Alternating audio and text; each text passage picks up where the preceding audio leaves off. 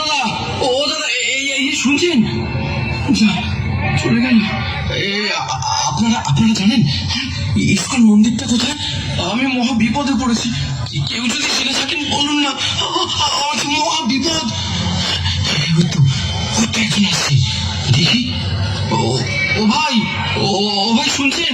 আমাকে দয়া করে বলবেন ইসকন মন্দিরটা কোন দিকে? আমার খুব বিপদ। হ্যাঁ, আমি জানি তো, কিন্তু আপনার কিসের বিপদ? প্লিজ প্লিজ, আমি সব পরে বলবো। এখন আমাকে ইসকন মন্দিরে নিয়ে চলুন, খুব খুব তাড়াতাড়ি। আপনি কি কোনো ভয় পেয়েছেন? আরে আসলে আমি ভূত। আরে না না, আমি গীতা। আরে না, মানে আমি জমা নয়। কি যে বলছি। আরে আরে আপনি তো আগে আমাকে ইসকনে নিয়ে চলুন। দেখি মনে হচ্ছে কোনোভাবে বিচলিত। ঠিক আছে ঠিক আছে, চলুন চলুন।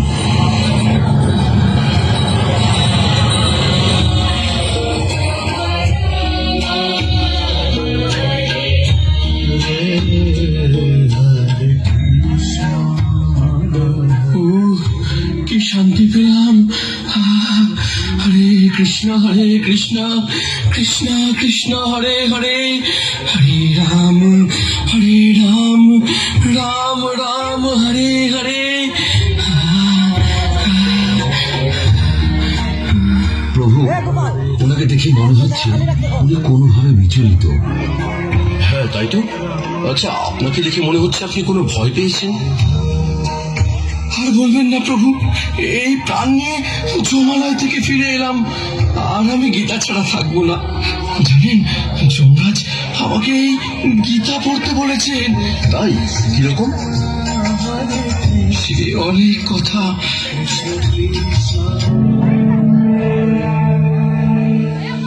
গৌর, বলো তো আজকের ভাগবত ক্লাসটা কেমন লাগলো? হ্যাঁ মা, উনি গল্প বলে বলে ক্লাস করান, তাই আমার শুনতে খুব ভালো লাগে। জানো মা, আমার বেশি ভালো লেগেছে মাধব প্রভুর কীর্তন। আমি তো খুব নৃত্য করেছি। তোমরা তাহলে নাচানাচি করতে গিয়েছিলে? ঘরের নাচার জায়গা নেই? জানো তো, আজকে কার্তিক প্রভুর বাড়িতে গীতা পাঠ ছিল, তাই ওকে নিয়ে ফেরার সময় একটু ঢুকেছিলাম। হ্যাঁ বাবা, আমি তো খুব মজা করেছি। তোমার পড়াশোনা নেই? গীতা পাঠ করতে গেছো, কীর্তনে গেছো? যাও, ভেতরে যাও। ওকে এভাবে বলছো কেন? আমরা কি রোজ যাই? আর রোজ গেলেও বা আমরা কি কোনো খারাপ কাজে যাচ্ছি? চুপ, একেবারে চুপ। অন্যায় করে আবার কথা হচ্ছে। এই যে গলায় কাঠ জড়িয়েছ, কপালে মাটি মেখে ঘুরে বেড়াচ্ছ, এতে মানুষ কত কথা বলে জানো? হুঁশ আছে সেদিকে? আবার কয়েক মাস ধরে দেখছি নিরামিষ খাবার রান্না করছে। খেয়ে বলে কি মাথায় উঠে গেছে? এসব আমার পছন্দ নয়, মানতে পারবো না আমি সব। ও, মাছ মাংস করে দিতে পারি না বলে খারাপ হয়ে গেছি। নিরীহ প্রাণীদের হত্যা করে তাদের মাংস খেতে খুব আনন্দ লাগে। অন্য প্রাণীদের হত্যা করে আনন্দ করতে চাও? অন্যকে কষ্ট দিয়ে আরেকজনের কি করে সুখ হতে পারে? সাধু সঙ্গে গেছি বলে রাগ? বাচ্চাকে নিয়ে তোমার সঙ্গে সিরিয়াল দেখলে আর মদ খেলে ভালো হতো। দেখো, একটু বোঝার চেষ্টা করো। সমাজের এই ভয়ঙ্কর পরিস্থিতি থেকে যদি সন্তানকে সুস্থভাবে মানুষ করতে হয়, তাহলে এই যে ধর্মের পথ, শ্রীল প্রভুপাদের গীতা অবশ্যই অধ্যয়ন করতে হবে।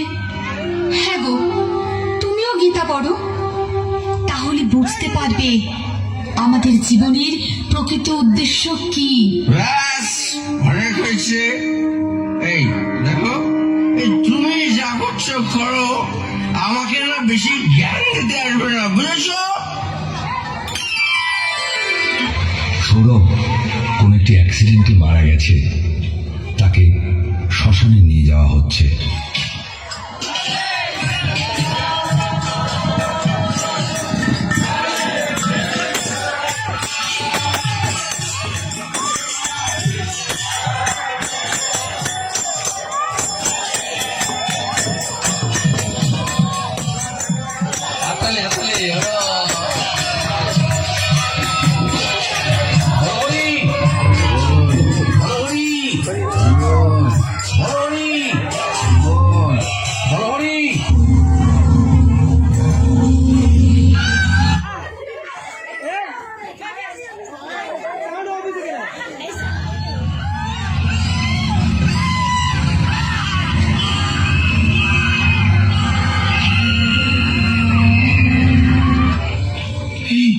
তোমরা আমাকে কোথায় নিয়ে এসেছো? ছাড়ো ছাড়ো আমাকে। এই এদের কিভাবে কষ্ট দিচ্ছ কেন? এই তোমরা কি? আমাকে ছাড়ো, আমাকে ছাড়ো, আমি বাড়ি যাবো। ওই চুপ করে দাঁড়া এখানে। পাপ করার সময় মনে ছিল না? ছেড়ে দাও। এখানে এখানে সব কি হচ্ছে? তোমরা তোমরা আমাকে কেন এনেছো? এখানে সবার কর্মফলের বিচার হচ্ছে। আর ওই যে দেখ, ওই যে ওখানে ওরা শাস্তি ভোগ করছে।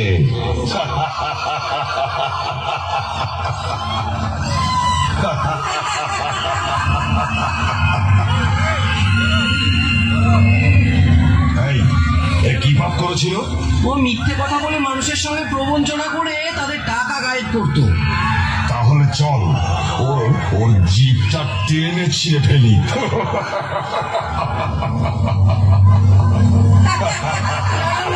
তোমরা এরকম করো না, ছেড়ে দাও, ছেড়ে দাও আমাকে, তোমরা ছেড়ে দাও। আমার এমন করো না। ছিঁড়ে ফেল ওর জিভটা, টেনে ছিঁড়ে ফেল।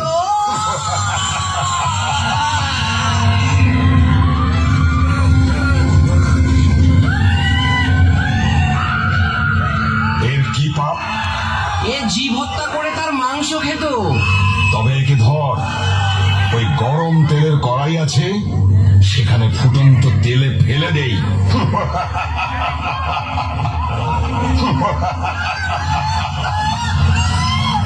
তারপর তারপর ওইদিকে যে রুরু নামক নরক আছে, সেখানে ফেলে দেবো। ওখানে সাপের থেকে হিংস্র রুরু কীটের কুণ্ড আছে, তারা কামড়ে কামড়ে ওর মাংস খাবে।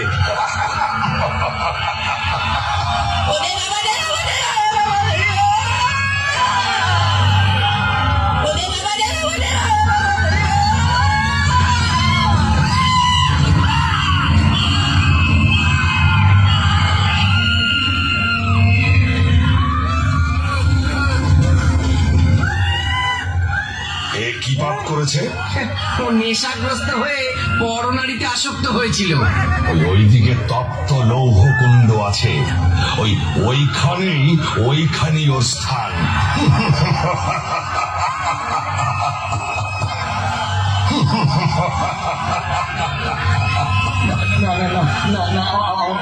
আমাকে ছেড়ে দাও, ছেড়ে দাও। এই কাজ আমি আর কখনো করবো না। ছেড়ে দাও, ছেড়ে দাও, ছেড়ে দাও। এটা এখানে আসার আগে ভাবা উচিত ছিল। এখন এখানে এসেছিস যখন, শাস্তি তোকে ভোগ করতেই হবে। এই কাজ আমি আর কখনো করবো না। ছেড়ে দাও, ছেড়ে দাও, ছেড়ে দাও।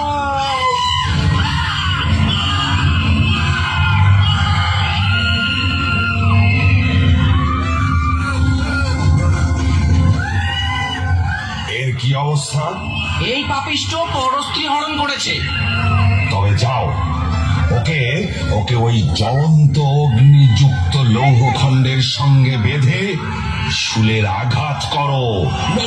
আমাকে ছেড়ে দাও, আমাকে ছেড়ে দাও, আমাকে ছেড়ে দাও, আমাকে ছেড়ে দাও।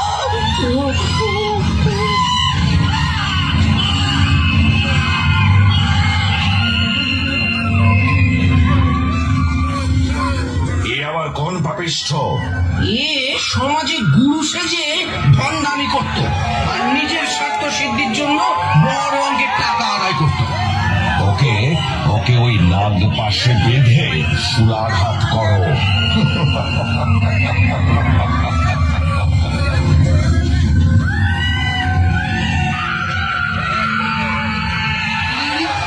ওকে মারছো কেন? ও যে আমাদের সুদান কাকা। ও কাকা, তুমি তো কদিন আগে মারা গেলে, তবে এখানে এখানে কি করে আসলে? আমি পাপ কাজ করেছি রে, তাই আমার শাস্তি হচ্ছে। এই চল, তোর সময় হয়ে গেছে। আমাকে আমাকে তোমরা ছেড়ে দাও না আমাকে। তোমরা তো একজনকে ছাড়তে পারো, আমি আর কোনো পাপ কাজ করবো না। ছেড়ে দাও আমাকে ছেড়ে দাও। চল, মহারাজের কাছে চল, তারপর ঠিক যেখানে যাওয়ার সেখানেই যাবি।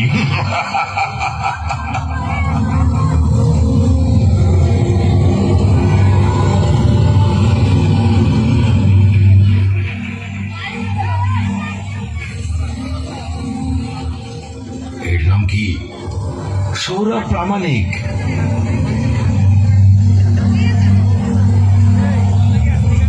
আরে একটু এখনো সময় হয়নি, তোমরা ঠিক করে কাজ করতে পারো না। ভুল মানুষকে নিয়ে এসেছে, শাস্তি তো এদেরকেই দিতে হয়। যাও, যেখানে ছিল সেখানে ফিরিয়ে দিয়েছো। উনি কি? উনি আমাদের মহারাজ।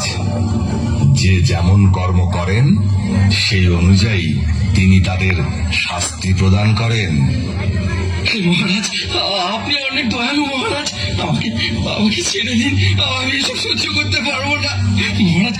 আমাকে ছেড়ে দিন মহারাজ, আমাকে ছেড়ে দিন। আরে কি করছো? তোমার শাস্তি দেরি আছে। এই যাও, ওকে মর্তলোকে পৌঁছে দাও। মহারাজ, আমার একটা প্রশ্ন আছে। আমাকেও কি এইরকম শাস্তি পেতে হবে? হ্যাঁ, যে যেমন কর্ম করবে তার তেমনই শাস্তি হবে। মহারাজ, কি করলে এই সমস্ত শাস্তি ভোগ করতে হবে না বলুন না মহারাজ। আমি আপনার শরণাগত, আমাকে এই ভয়ঙ্কর যন্ত্রণা থেকে উদ্ধার করুন। একটা উপায় আছে, তা যদি তুমি করতে পারো তাহলে শাস্তি তো দূরের কথা, এখানেই আসতে হবে না। বলুন মহারাজ, আমাকে বলুন কি সে উপায়। মর্তধামে অভয়চরণ ছিল প্রভুপাদ নামে এক মহান ভক্তের লেখা শ্রীমদ্ ভাগবত গীতা যথাযথ গ্রন্থ আছে। তা অধ্যয়নের মাধ্যমে যদি তুমি তোমার জীবনকে কৃষ্ণ ভাবনাময় করে তুলতে পারো তাহলে আর এখানে আসতে হবে না। ছিল প্রভুপাদ, আমার স্ত্রীও তো ওনারই গীতা পড়ে, আমাকে পড়তে বলে। তবে যাও, নিজের পরিবারের সঙ্গে কৃষ্ণ ভক্তির অনুশীলন করো। ঠিক আছে মহারাজ, আপনাকে অনেক ধন্যবাদ, অনেক ধন্যবাদ। বিরতি